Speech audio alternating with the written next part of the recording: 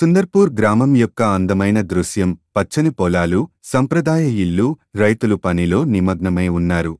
అర్జున్ అనే చిన్న అబ్బాయి ఉండేవాడు. అర్జున్ ఇంటి దగ్గర ఆడుకుంటూ కనిపిస్తాడు. పచ్చని పొలాలతో, ప్రకృతితో నిండి ఉన్న సుందర్పూర్ గ్రామంలో ఒకరోజు తన ఆరాటంతో అర్జున్ గ్రామ చివర ఎండిపోయిన భూముల మధ్య నడుచుకుంటూ వెళ్తాడు. ఒక భారీ మెరుస్తున్న పురాతన బీజాలు చెట్టు కనిపిస్తుంది.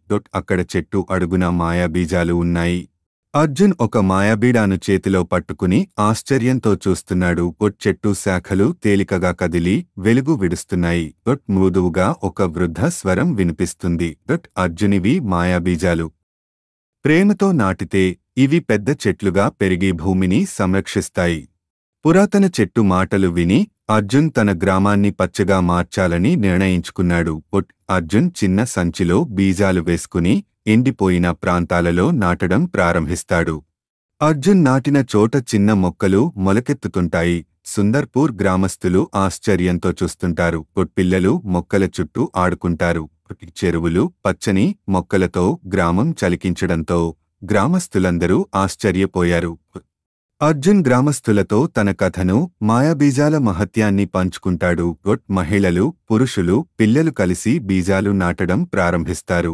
అందరూ కలిసి పనిచేస్తూ ఆనందంగా కనిపిస్తారు. గ్రామస్తులు గ్రామాన్ని పచ్చగా మార్చే పని మొదలుపెట్టారు. ఎండిపోయిన భూమి లస్ గ్రీన్ కావడం, చెట్లపై పక్షులు, గ్రామస్తుల శ్రమతో సుందర్పూర్ పచ్చదన రాజ్యంలోకి మారింది. అర్జున్ మళ్లీ పురాతన చెట్టు వద్దకు వస్తాడు.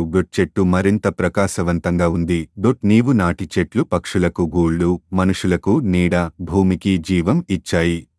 అర్జున్ గ్రామంలోని పిల్లలకు, పెద్దలకు చెట్ల ప్రాముఖ్యతను నేర్పుతున్నాడు. గ్రామస్తులు ఇంకా చెట్లు నాటుతూ కనిపిస్తారు. ఇప్పుడు సుందర్పూర్ గ్రామానికి పచ్చదనం రక్షకుడుగా మారాడు. అర్జున్లా మనము చెట్లు నాటి ప్రకృతిని కాపాడుదాం. పచ్చదనం మన భవిష్యత్తు సందేశం. మీరు కూడా భాగస్వాములు అవ్వండి.